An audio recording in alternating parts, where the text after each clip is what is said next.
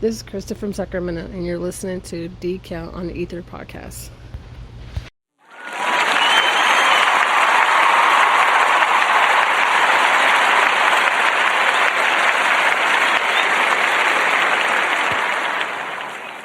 What up, testing. 1, 2, 1, 2.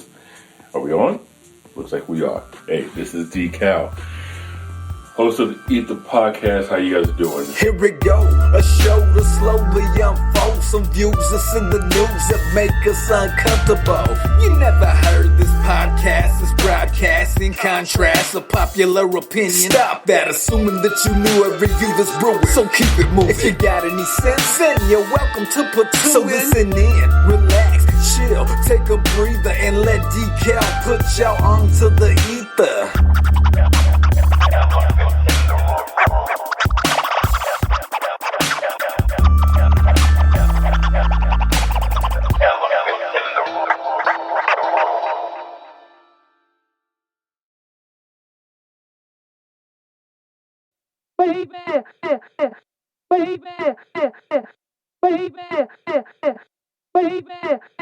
Billion years ago. Hey, what up, ladies and gentlemen? It's your boy D.Cal Billion here, years ago. hosting the E.I.T.H.R podcast number 143. Damn, it's been a minute. I apologize for my absence. It's kind of wild and crazy on this end, and we're going to get into it a little bit. Anyway, for those of you who are new to the podcast, welcome. And for those of you who are returning to this platform, welcome back. E.I.T.H.R podcast is the elephant in the room where we like to talk about certain topics and discussions that you normally wouldn't be able to have with your peers. Generally speaking, because people tend to be short-sighted or one-sided, closed-minded, and so we attempt to broaden the spectrum of what it is you think you may know from the perspective and only which you hold. So the whole point of this is just to understand what it is that you're disagreeing with. So even if you listen to this and you don't change your stance, your position, your viewpoint, your perspective, again, at least you're going to have a better understanding of what you're disagreeing with. So we're here in Northern California at the GNSHQ here in the state capitol. You are more than welcome to shoot a text message or phone call to the podcast at area code 916-282-9372. Yes, I do answer the phone when it is ringing, so don't be shocked and shook up when you hear my voice answer the phone. Social media, you can follow us: Twitter, X, Instagram. It's the same handle, the E.I.T.H.R, T-H-E-E-I-T-H-R. Simple as that. Go ahead and give a look-see to the TV channel, GNSETV.com. It's a free subscription. It's a platform for artists and musicians or for anybody with any type of content. It's just an additional avenue for you to be able to display what it is you got going on. It's 24/7. It's constantly on. It's constantly going. And it's a free subscription. It doesn't cost anything. Simple as that. So want to go ahead and give some inspirational, motivational, real briefly. And it's something that a lot of us, generally speaking, have issues with dealing with. Some of us more than others, but it's a whole process of learning your mindset. And this is on the Instagram as well as the Twitter page. And I just want to read this to you guys really briefly. So it says, in order to even begin to understand what's going on in the world right now, you have to be open to the idea of unlearning almost everything you were taught.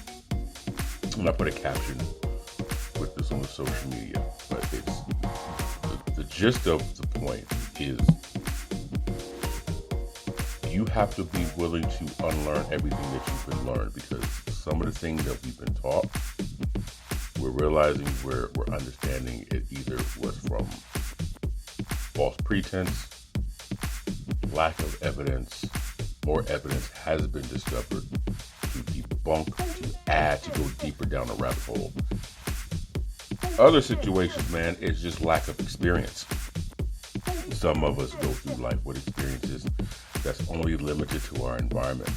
And when you have the ability to go outside of your environment and explore a whole new world, you learn what you thought you knew, well, you really didn't know shit.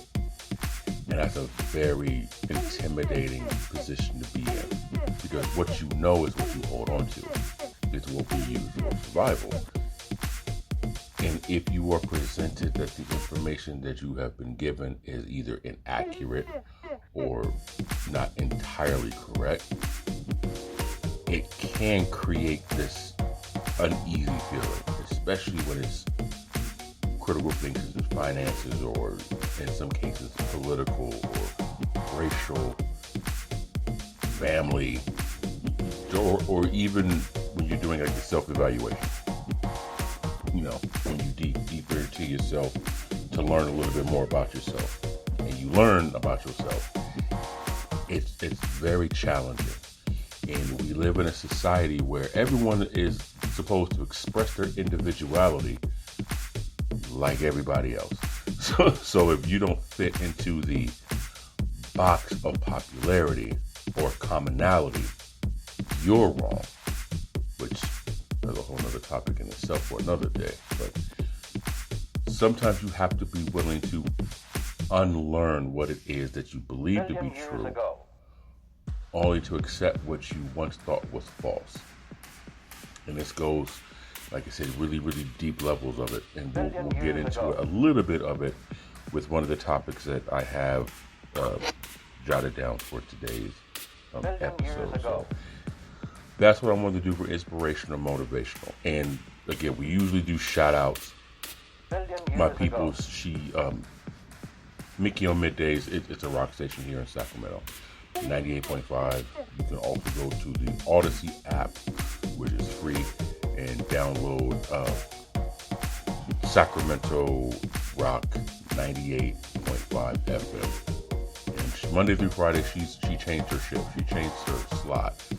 So she's 9 a.m. to 1:30 p.m. Monday through Friday. And on Saturdays, 10 to 3. So that's that. So I want to make sure I got that in there. So what we're going to do is we are going to get into the topics of some of the things that happened since the last time I was on the episode to what's going on to current. There's a lot of shit happened. I'm going to try to cram in, these topics that we have right here, getting into it. So it's your boy D-Cal here, the E.I.T.H.R podcast from the GNS HQ, 916-282-9372. Again, social media is the E.I.T.H.R, E.I.T.H.R. So we're going to get a word real quick from my peoples, and then we're going to get right into, as my mama used to say, we get right into the nitty gritty. So hold on tight, we'll be right back.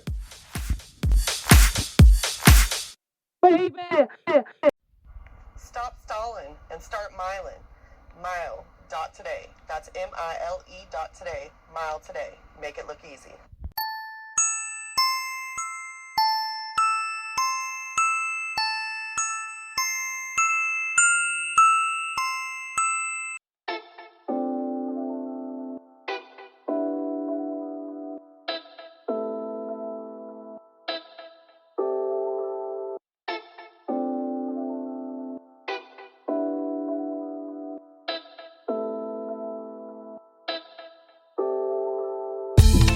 Hey people, so we back at this thing. God, there was so many things that were happening last time I was on the platform, and so many things going on since the last time I was on the platform. It was a Diddy situation. That's interesting. For those who are unaware of what's going on with Mr. Sean Combs, there was a lawsuit filed against him from his, we'll say, significant other, that caused him to step down chairman from his businesses and lose sponsorships, so on and so forth. Then there were these allegations of assault that's being investigated. And man, there is just so much going on. that is coming out about that. So that was taking place. Then you had the I'm trying to go through and decipher, do I want to talk about? Yeah, so the baseball scandal. So if you're into baseball, Shohei Ohtani, who's one of the prolific athletes in Major League Baseball here in the United States, with a gambling allegation between his translator, who happens to be a really good friend of his, betting on baseball games that he allegedly had no idea what was going on. There is $20 minimum wage in the retail private sector. There was a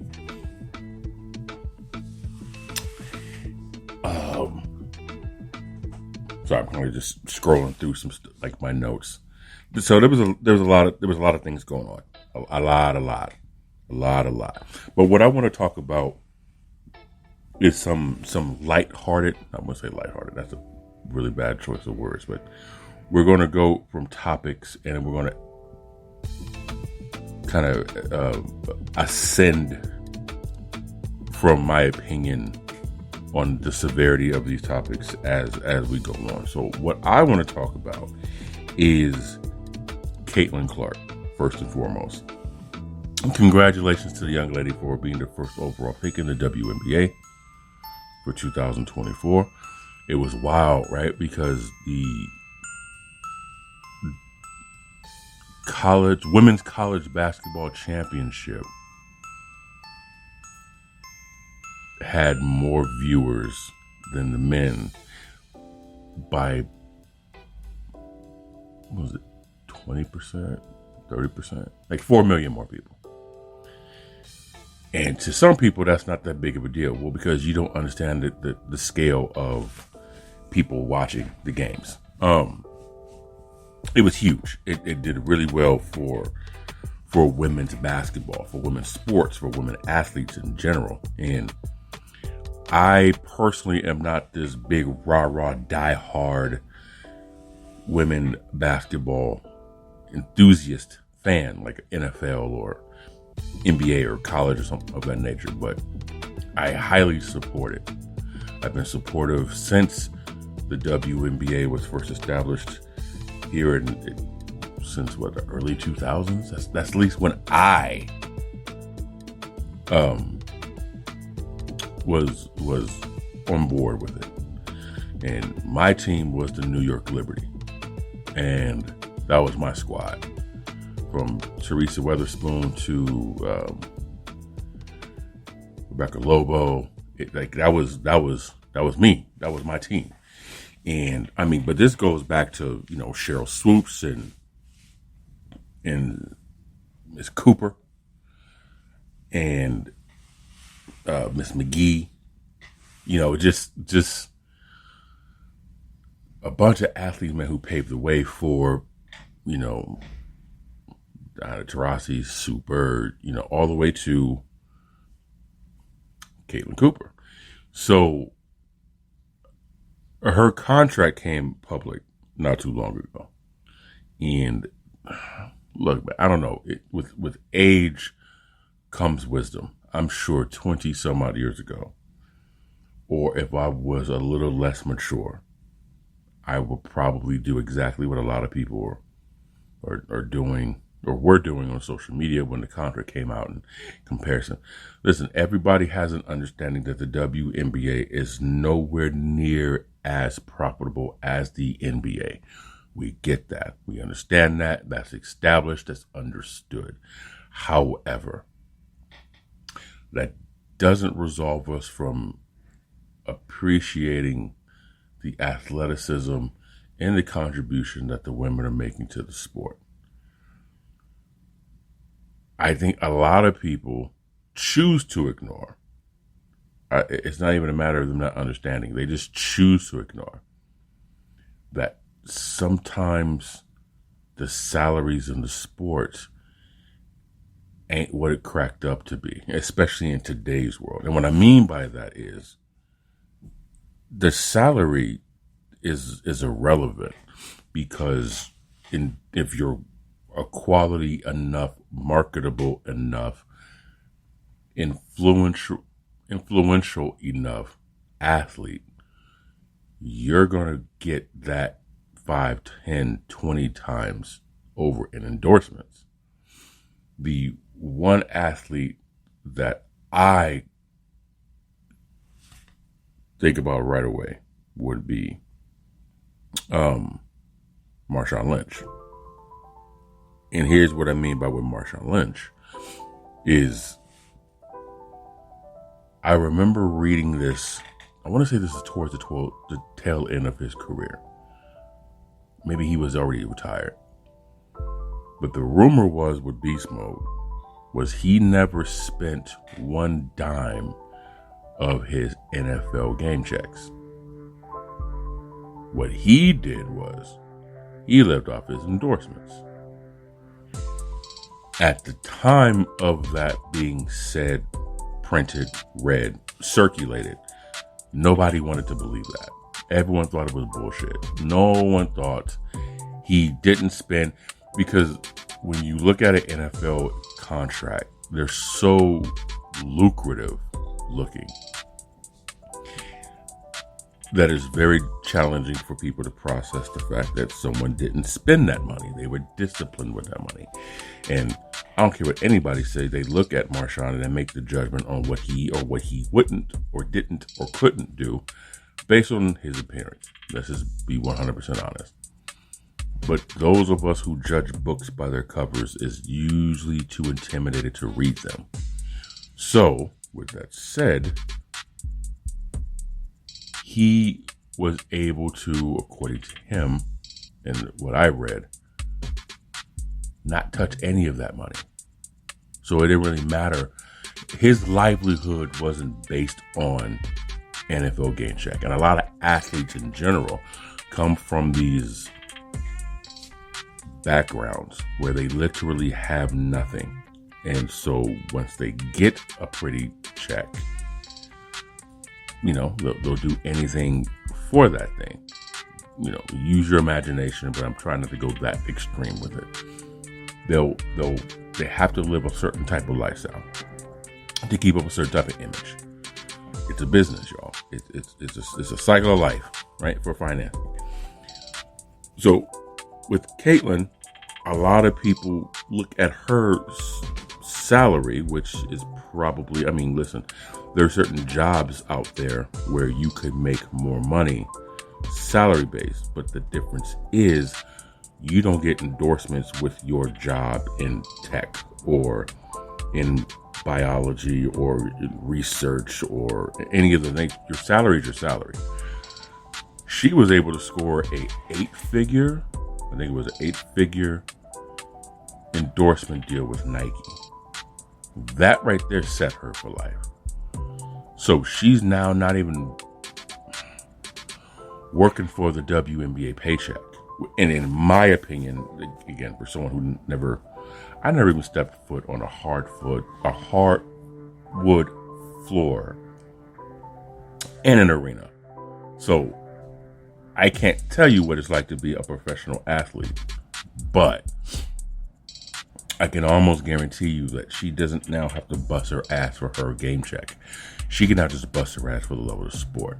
And growing up in the 80s and 90s where athletes didn't make comparable the same amount of money as they do today, a lot of them played for the sport. The money was cool. The money was great. The lifestyle was awesome compared to what they had before. But it was for the love of the game.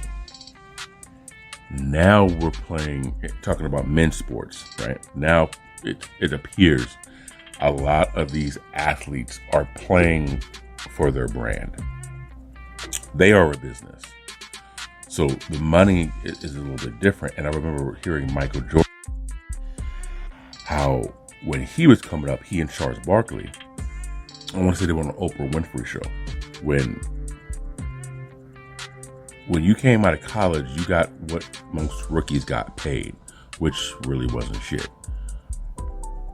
Your next contract was based on what you have done. the contract after that, if you were still physically able to do so.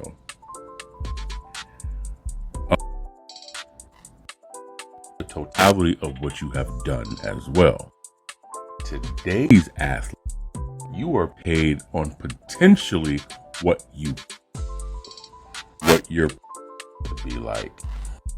We're seemingly to be. So you're almost given an advance, if you will. That's just bad money management. But that's the way of the times, right? In the NFL, listen, as a Raider fan, the 49ers suck. They're stupid, they're dumb, they're moronic. As an NFL fan,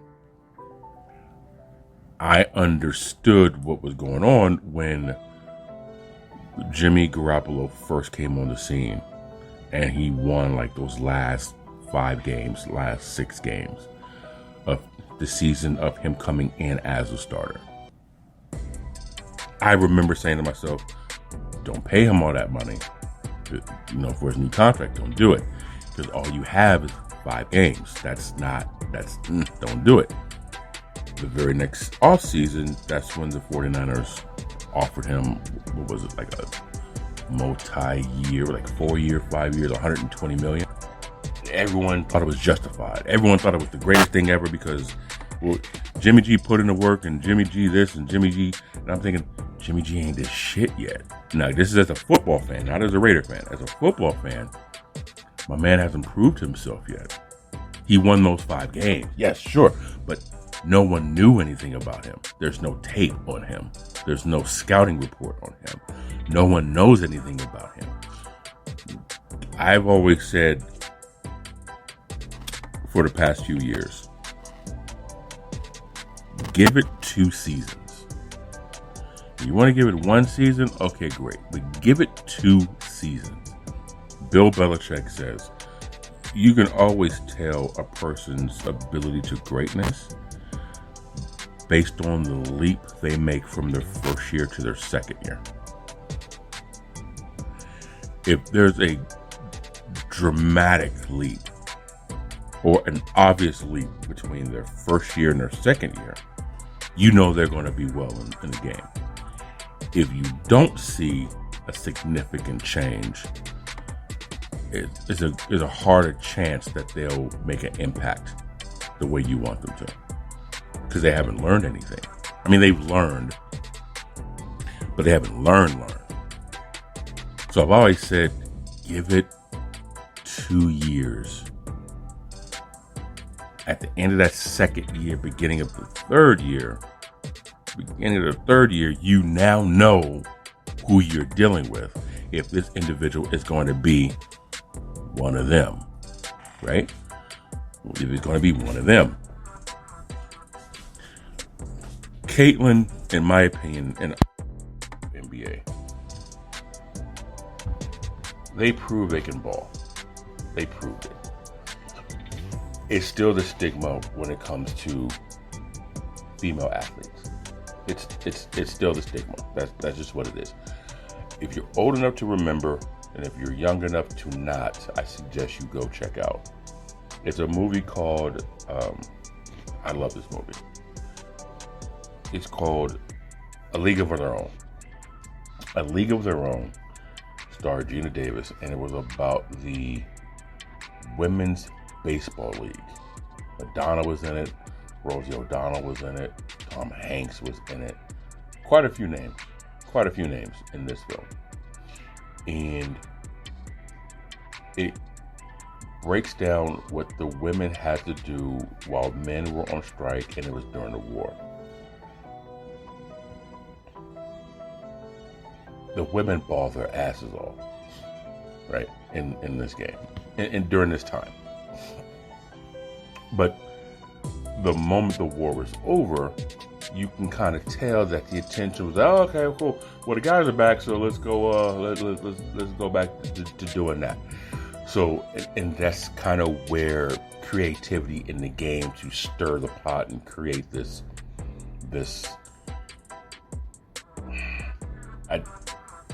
urge to want to watch the game kind of took place for the women. So they had to get creative to draw attention from the fans to keep people engaged. And I always took it as, okay, so this is the reason why certain storylines are the way they are, to keep people engaged with the sport. Okay, got it. It's part of the business. It makes all the sense in the world. But these women played the sport not for the money. They played the sport because they loved the sport.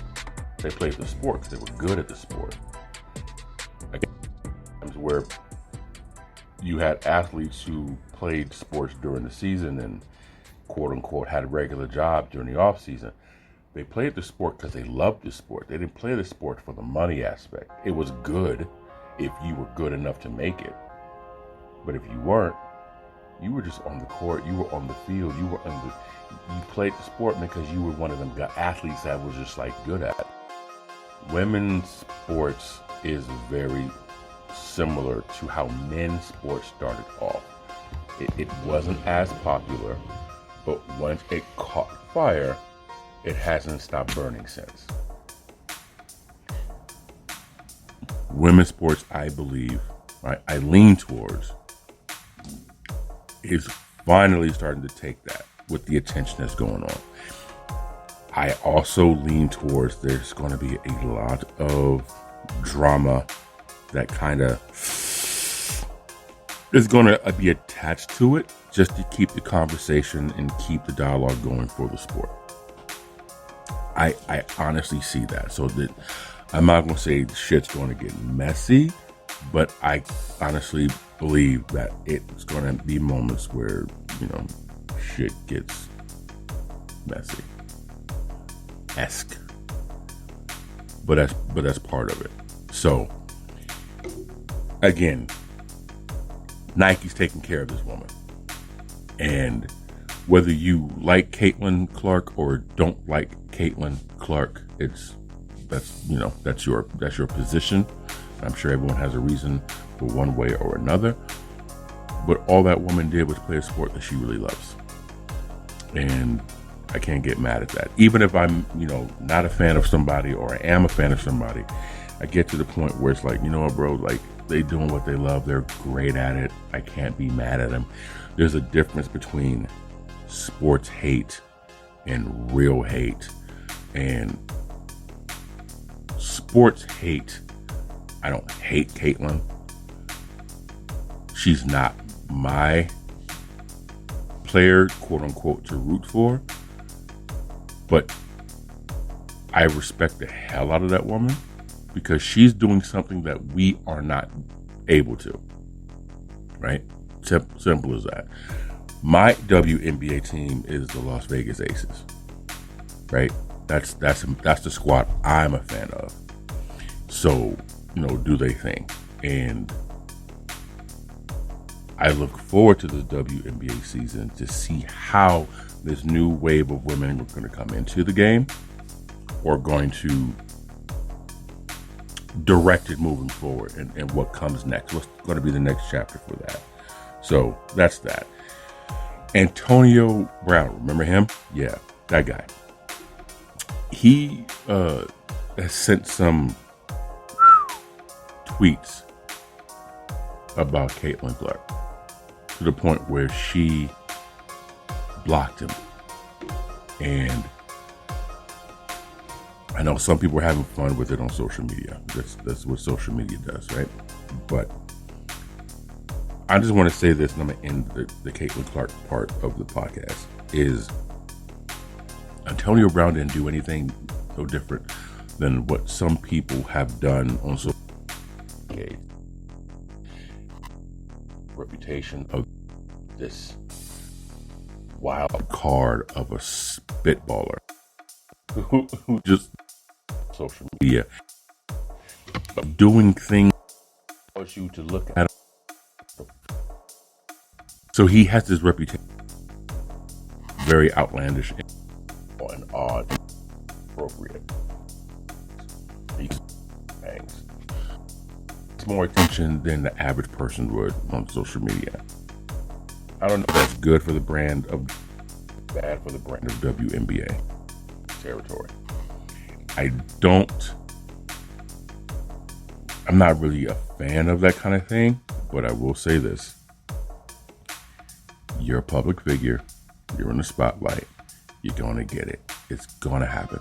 It happens to guys on a regular basis. It's just with women, levels of insults that are going to come their way because they're women. It's a different level. Guys get it too, right?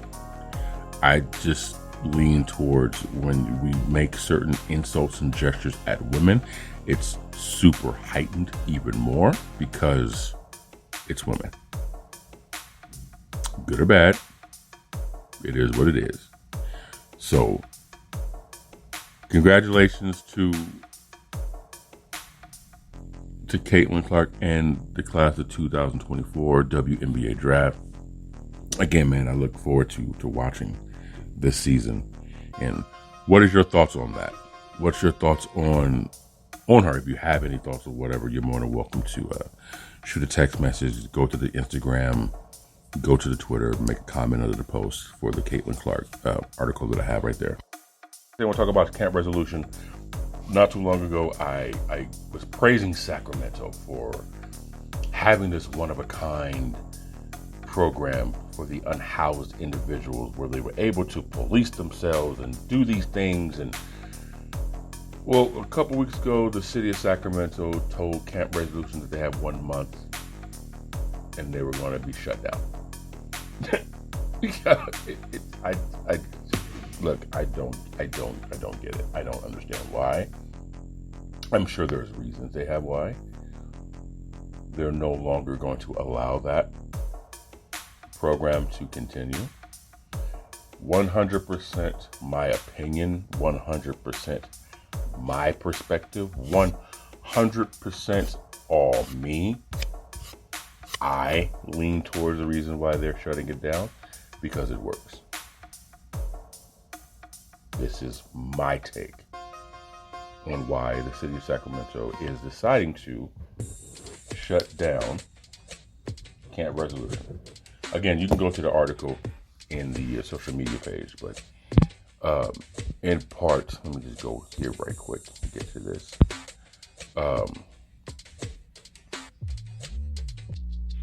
The city of Sacramento has ordered Camp Resolution, a first of its kind closed community of unhoused people living in the city trailers, to close next month.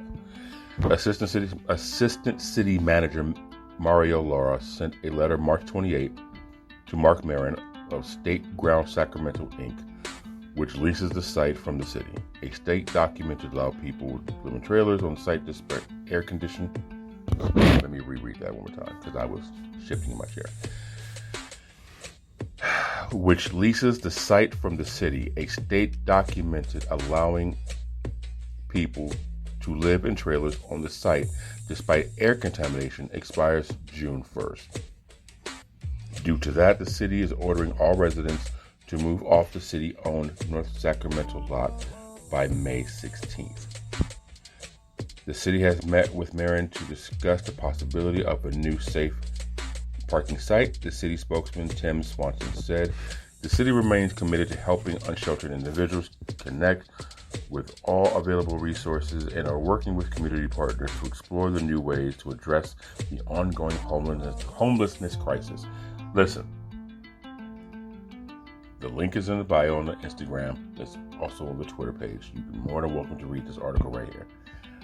I call bullshit. Again, this is my opinion. This is my take. In the article, I'm trying to skim through it to find it. It talks about how the city has spent. Anyway, I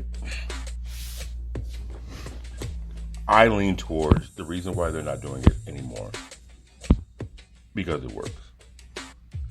They invested so much money in all these other programs, and none of them have gotten the outcome in which they were expecting, they projected. But you have this camp where there's no government oversight, there's no government influence, there's no government supervision, other than government-assisted trailers with no air conditioning, but it has doors, it has locks, it has roofs. Bare minimum housing for these people. And you have, sanitation and garbage men along their route to pick up the trash. There's no problem. There's no issue. There's been no type of dysfunction or disturbance. None of that. It works. Yeah, we can't do that. The reason why I'm leaning towards that is because I just have this opinion. Our government, speaking for the United States, can't speak for any other continent or country. Our government is so damn arrogant. They have to have all the answers. Now, if something works and they're not part of it, and they can't find a way to muscle in to get a piece of it, they'll shut it down. That's how I see it. I look at it as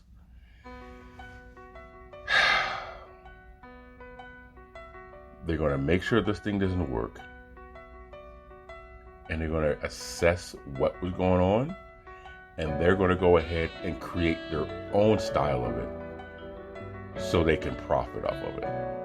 That's where I lean towards with why Camp Resolution is shutting down. It's no different than you creating something, just like the gentleman who created the vehicle that ran off water back in the 90s.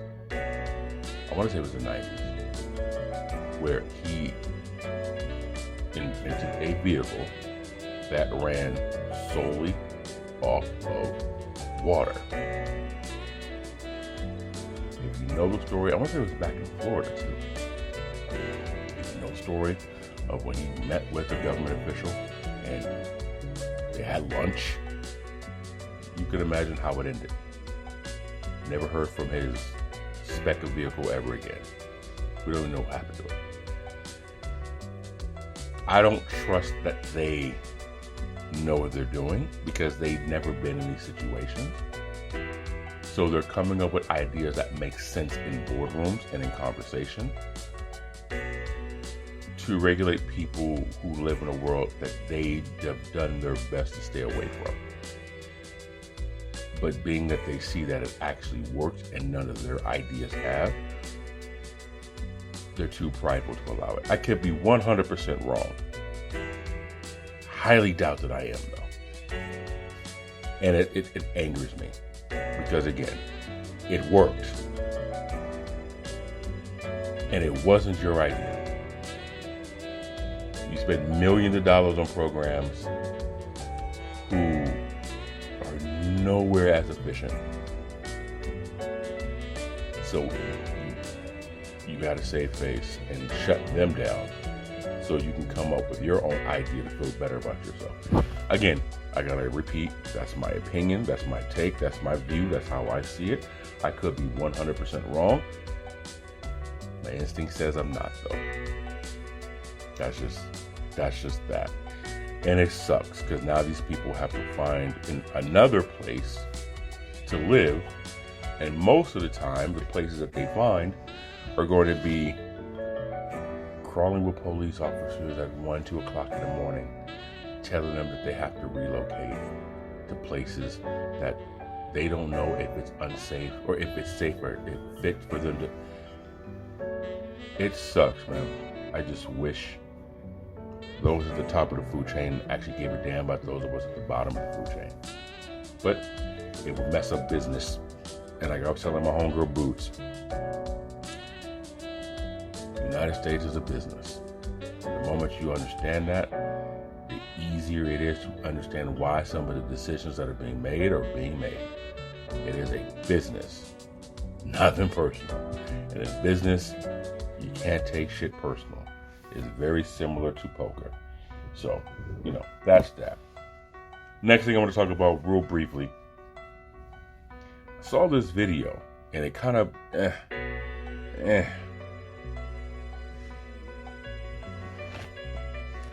Dating. Do you believe in dating 50-50?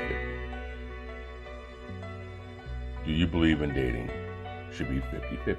Relationships should be 50-50. Here's my take on that. And this is my opinion.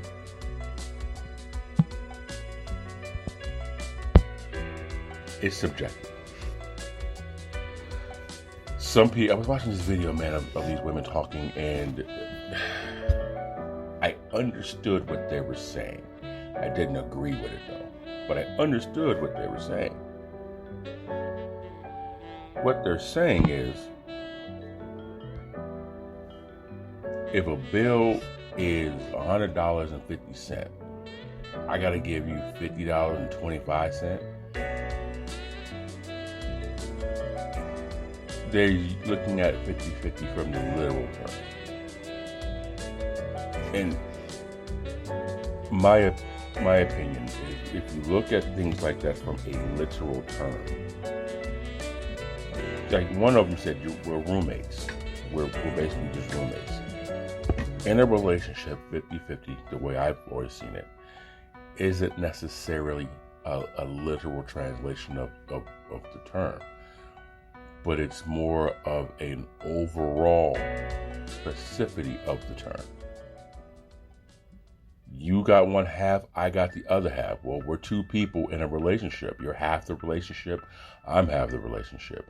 So your problems are my problems are your problems. So again, generally speaking. But in many cases, man, what your partner goes through, you go through it too.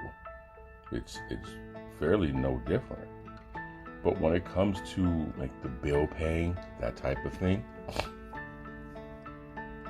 it isn't 50-50 on the bill. It's you got this, I got that, right? And some people don't know how to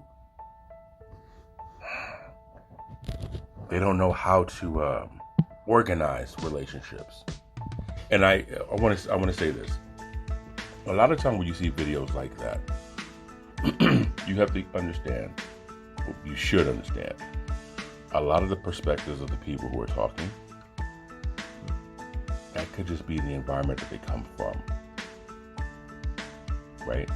They come from a world where their perspective is that. The background you come from may have a completely, totally different perspective, which is this. We live in a world where there's only one right answer, and my answer is the right answer.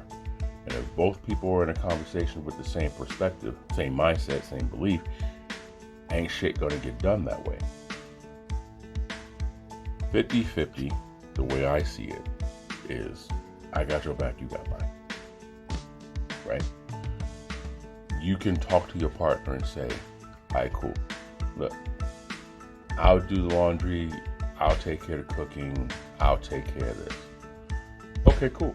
I'll take care of, the garbage, I'll take care of the errands, I'll take care of that. Or it could just be, you live in a house together. If one of you sees the trash needs to be taken out, take the trash. Your partner's having a late day at work. You get home before they do. Make something to eat for both of you. You know your partner has to get up early because whatever reason, they got to get up early. Make them something to eat the night before.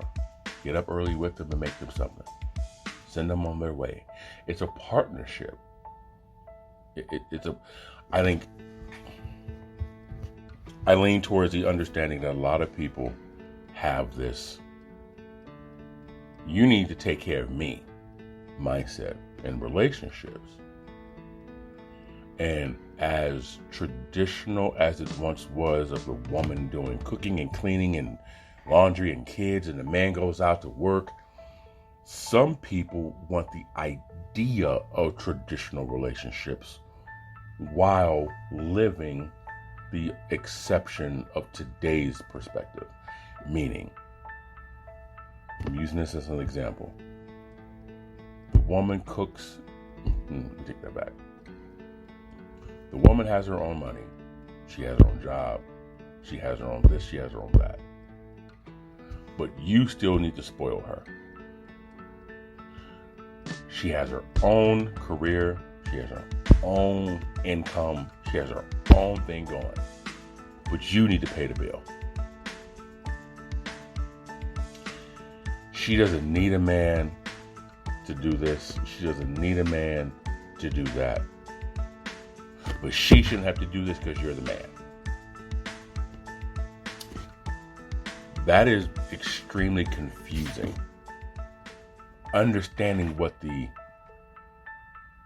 reasoning is, at least I do, from a male perspective, it's confusing as all hell. Because what that comes off as to me, who else works, makes her own money, buys her own clothes, buys her own food, yet expects for you to pay all the bills, cook and clean for them, and provide where they don't have to spend a dime or lift a finger? A child, a teenager, someone who lives at home with their parents. Right? Remember that? Remember where we all had to stay home and do homework and all that cool shit? Well, we live in a world right now where a lot of people are reliving the at home with their parents mindset when it comes to relationships. And that shit is, in my perspective, extremely unfair. Again, we come from an era, well, we're in an era where the traditional mindset is not necessarily in the forefront, but people want those ideals in today's world. You can't have both worlds at the same time. And if you do, that's not a relationship. You're a dependent. You are a dependent, not independent, a dependent. If a man wants a woman to cook and clean and lay out his clothes and buy him things while he goes out and hangs with the boys, you have a teenage son, not a grown adult. There's no 50-50 in that. Right? You have a teenage son in his 30s or 40s. That's what that is. 50-50 is, I got your back, you got mine. We're in this together. A lot of times, people don't look for a partner based on qualities such as responsibility, goals, ambitions, admiration. What are they inspired by? What are they motivated by? What are they driven by? What's their ultimate goal in life? Where they want to be? Where were they coming from? Where are they headed? Okay, that's going to tell me where we are going to be at. We don't look at that. What we look at collectively as people, damn, she got a fat ass. Damn, girl, he fine. That's what we look at. And those people who do look at the qualities that I mentioned before that, are you stuck up? Those are usually coming from the people who don't have the same moral compass as you. They don't have the same targets as you, goals as you. They're not striving for the same finish line as you. And sometimes they're just not ready to do that. Sometimes it's not their time to be ready. Some people, they tried it, they were disappointed, they gave up. You definitely don't want to be with a motherfucker who just gives up. Now, I can work with someone who gave up but they just need to be re-inspired. They need to be remotivated. They need to be redirected, given some guidance, reassurance, and support to reignite the fire. Okay, but there's also a line to where, look, motherfucker, you got to put in the effort, right? I got somebody right now that I know where it almost seems like this person is constantly a victim and why he hasn't made it. And it's like, look, I can give you the opportunity, but you got to put the work in. You've done it before, you can do it again. This particular individual picked a partner who doesn't have the same drive, who doesn't have the same desires. But what they do have is reasons and excuses of why they're not where they want to be, and they rather sulk in why they're not where they want to be.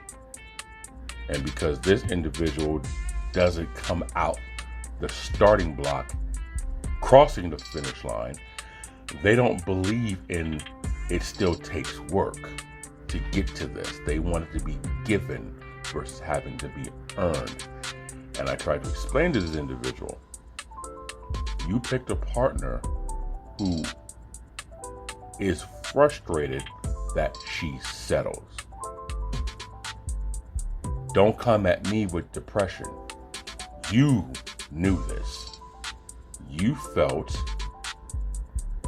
you couldn't do better, so you accepted where you are, and now you resent her for it? I understand, but no one told you to pick her, knowing this is what she was about. You were in a situation where you felt you needed to be with someone like her. Own that. That's your bed. Lay in it. Right? This particular person's partner doesn't want them working with me because they don't see the end result. Because their vision isn't that broad. They can't see past their own self-doubt or the shortcomings he's had in trying different things. And I'm like, listen, remember when you were in this position before? We were able to get you out of this. It's no different. You just got to get back into the environment where people are inspiring you and driving you. I lean towards the reason why this person doesn't go that route with me again, not only because they don't want to hit their spouse's mouth, but it's one of those, by being with you, you're going to ignite something that's going to cause me to have to leave her. And I'm in a position right now where I can't leave her. He's a dependent. I can't rock with that. I can't rock with that. I understand it, but I can't rock with that. And a lot of people see people as dependents. They see people as wanting to be dependent while calling it independent. You ain't. You're not. You have your bills, they have their bills. That's where it stops. That's where it is. I never understood the position where if we move in together, someone has this belief, I don't have to do anything no more because you got it. I don't understand that mindset. I understand it, but I don't understand it. Again, it's being a dependent, because you feel it almost leans towards the person who is being taken care of has this understanding that they got it, I don't need to do anything. That's highly inconsiderate of the person who's doing everything. You had no intention on doing shit with that person other than being taken care of. If circumstances happen to where you lose a job, or you lose your income due to an injury, or the company downside, and you're in search to find, hey, your partner's got to cover the slack until. If you're making the effort genuinely to come up, that's not a dependent. By definition, someone can argue that what a dependent is. But you're legitimately making the effort to get out of the situation. And if you can't help monetarily, You at least helping with other things around the apartment, around the condo, around the townhome, around the house. You're landscaping, you're cleaning, you're doing whatever you got to do so the person who's financially providing, they come home to a place that was better than what it was when they left that day. That's 50-50, right? I just lean towards people look at it as monetary, because money is so damn driven. No one can see past that. And we've made it so normal to live so far beyond our means that once we get in upside down in bills, debts, and money owed, I need a partner who is either going to bail me out of the situation to where I ain't got to do nothing, or we're in debt together because that's the background that they come from and they don't know how to get out of it. And that's just normal. This is what people do. You get in debt and you grow old. And unfortunately, that's the mindset of a lot of individuals, man. And that shit should change. But I don't think a lot of people understand how to change. They don't know what to do to make that change. And we said earlier, with information that's different than what you grew up to be true, it's very scary because we're also programmed to never make mistakes. And every successful person will tell you success comes from a shit ton of failing. You fail more than you succeed, but the successes are bigger. But the failures is what teaches you how to succeed. I think a lot of people don't understand that. They again, we come from a world where failing is taboo. Failing is wrong. You don't fail. Be afraid to fail. Matter of fact, stay safe. Stay safe. Don't do anything that you don't know. That way you won't get mocked and made fun of and turned into a meme, or people embarrassing you and then you feeling this shame. Don't do that.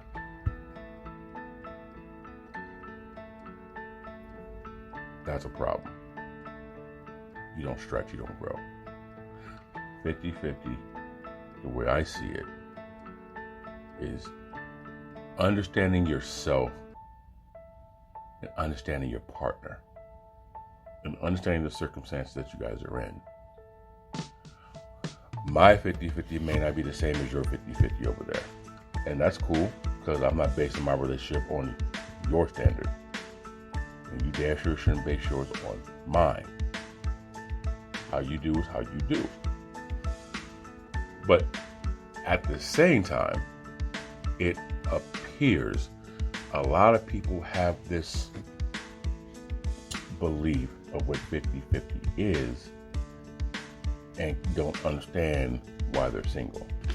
Well, it's probably because your version of the definition isn't working for you. Now, if that's the life you want, hey, more power to you, and I hope it doesn't stop. But again, the way I see it, you know your partner, man, and you guys just help each other out. You get each other's backs. Your responsibility is your own happiness. This is true, but in a relationship,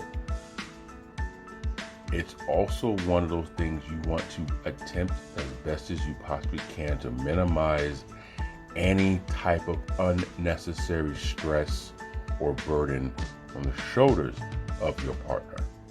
And if you see that he or her is going through a hardship or a tough time with something that you have the ability to remove, why not remove it?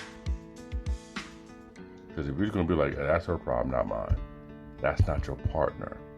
That's your roommate. That's just somebody you with for the time being until something better comes along. Do that person the service and just leave them.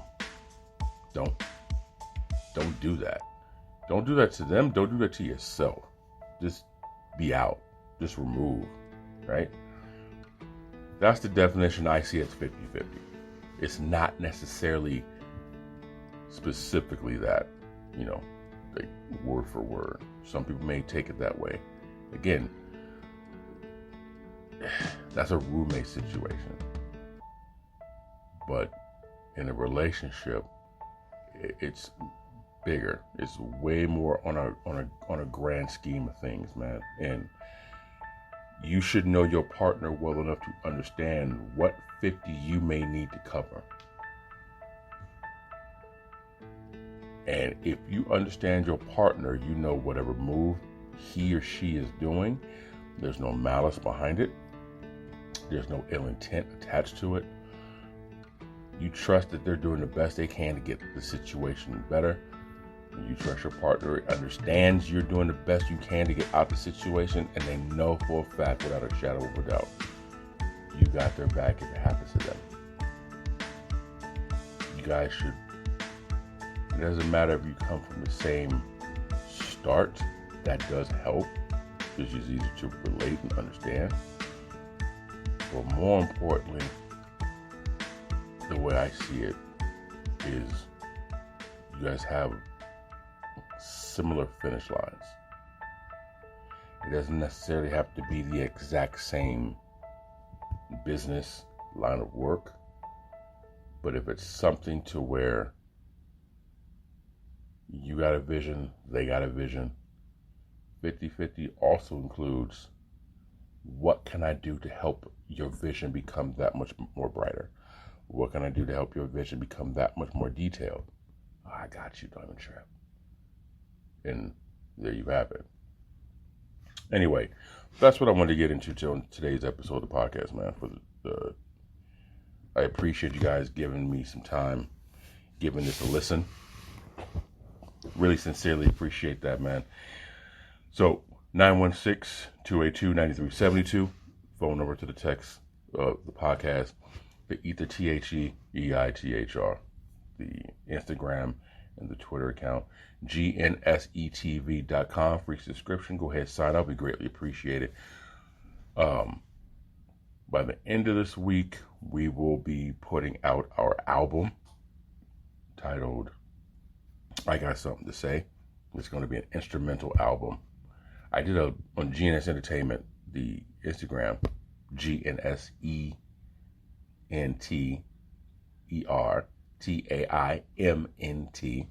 If you guys want to give a follow. GNS Entertainment, I did a live and played the album and got some great feedback from it. So you can go to Facebook and you could go to Instagram if you want to put a story or a reel, just D.CAL, decal. And singles for them is This Is What It Is. You can see the Instagram. Go to the Instagram page and you'll see the 4 songs that are out right now for singles that I created, that I produced. You can use it for your background music or whatever. And the album's going to be coming out later on this month. So that's it, man. That's your boy, D.Cal, the E.I.T.H.R podcast here, episode number 143. I look forward to talking to you guys again. Have a good one.